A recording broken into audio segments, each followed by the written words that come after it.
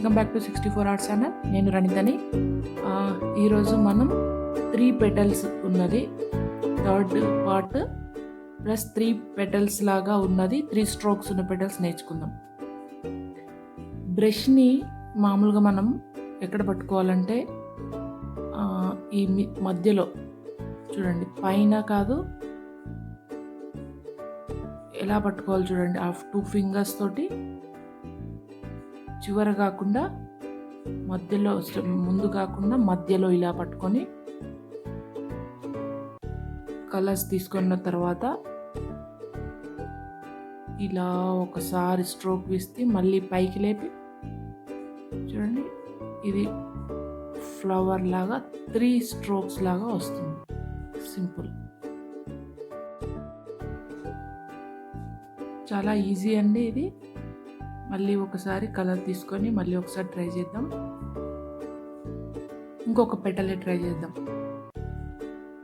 చూడండి, సింపుల్గా ప్రెస్ చేసి కిందికని మళ్ళీ పైకి స్ట్రోక్ తీస్తూ సింపుల్ టెక్నిక్ తోటి ఇలా బ్రష్ని ఎప్పుడు మనం నిల్చోబెట్టి మాత్రమే దాన్ని చేయాలి. పడుకోబెట్టినట్టు ఇలా స్లోప్గా ఉంచి చేస్తే సరిగ్గా రాదు. చూడండి, ఆ పైకి ఎలా లేస్తుందో బ్రష్, కానీ పేపర్ మీద నుండి కంటిన్యూగా పైకి తీయకుండా వేయాలి. ఇక్కడ చూడండి, చిన్న 2 పెటల్స్ వేసాను. ఇదే విధంగా పెటల్ మధ్యలో గ్యాప్స్ ఇస్తుకుంటూ, గ్యాప్ లేకుండా మధ్యలో గ్యాప్ ఇస్తూ, గ్యాప్ లేకుండా మనం డిఫరెంట్ ఫ్లవర్స్ వేసుకోవచ్చు. డిఫరెంట్ షేప్ ఫ్లవర్స్ మనం వేయొచ్చు ఇక్కడ. ఫ్రెండ్స్, నేను చెప్పే ఈ 1 స్ట్రోక్ ఆర్ట్కి సంబంధించినవి, 1 స్ట్రోక్ పెయింటింగ్ సంబంధించినవి మీకు నచ్చుతాయి అనుకుంటాను. నా వీడియోస్ ఇవి నచ్చేది ఉంటే, నా టెక్నిక్స్ నచ్చేది ఉంటే లైక్ చేయండి, కామెంట్ చేయండి ప్లీజ్. మీ ఫ్రెండ్స్ ఎవరైనా నేర్చుకోవాలంటే షేర్ చేయండి. నా ఛానల్ ఎవరైనా కొత్తగా చూసినట్లయితే సబ్స్క్రైబ్ చేయడం మర్చిపోవద్దు. ఇలా ఒక్కొక్కసారి బ్రష్కి కలర్ ఎక్కువ అవుతే మనం క్లాత్తో నీట్గా తుడిచేసుకొని మళ్ళీ అప్లై చేసుకోవాలి. సరిగ్గా పడకపోయినా సెకండ్ టైం కలర్స్ తీసుకొని కూడా అప్లై చేసుకోవచ్చు. ఇలా చూడండి, సింపుల్గా ప్రాక్టీస్ చేయండి. ఈ ప్రాక్టీస్ తోటే ఇవి వస్తుంది.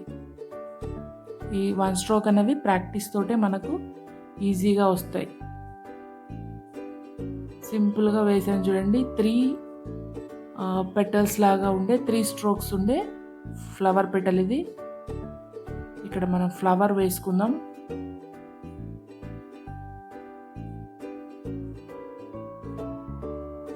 ఎప్పుడు కలర్ని డ్రై అవ్వకుండా చూసుకోవాలి.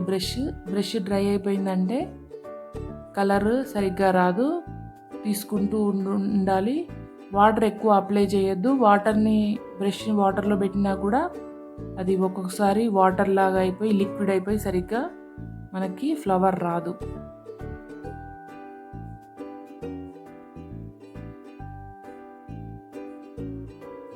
ఇప్పుడు ఈ షేప్ సరిగ్గా రాలేదనుకోండి, మళ్ళీ ఒకసారి మనం ఆ ఫ్లవర్ని సెట్ చేసుకోవచ్చు. పెటల్స్ ఇలా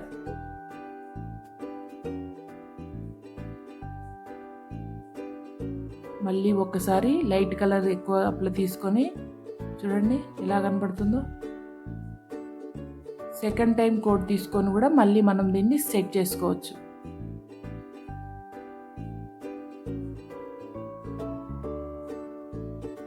మనకి ఇది నచ్చే వరకు, మనకి వచ్చే వరకు మనం ప్రాక్టీస్ చేస్తూనే ఉండాలి.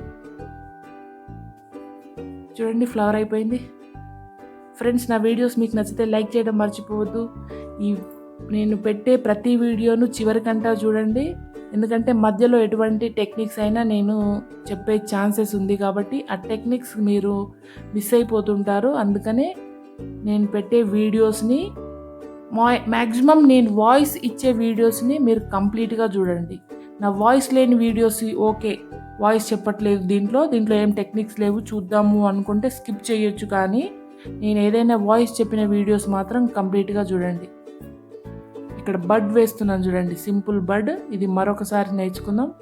ఫ్రెండ్స్, నా వీడియో నచ్చితే మాత్రం లైక్ చేయండి. మరో టెక్నిక్తో మరొక పెటల్తో మళ్ళీ కలుద్దాం. అంతవరకు సెలవు. Bye bye.